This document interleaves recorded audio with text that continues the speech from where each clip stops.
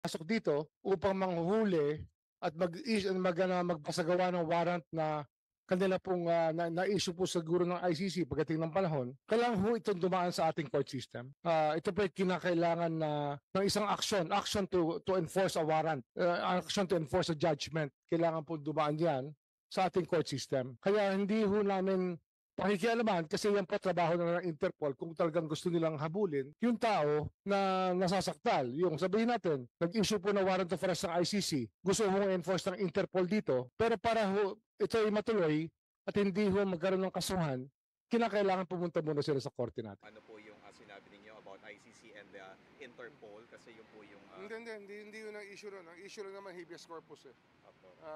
We answered it already. Sinagot na namin.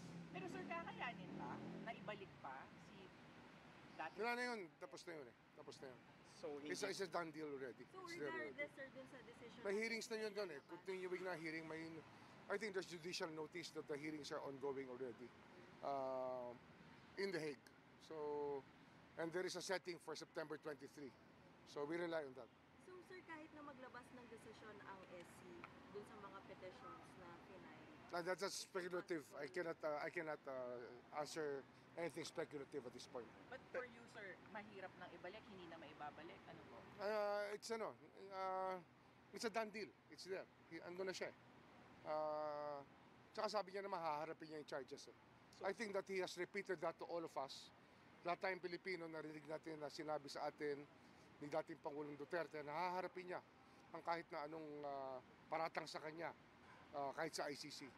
Kaya yun na yun, ando na siya.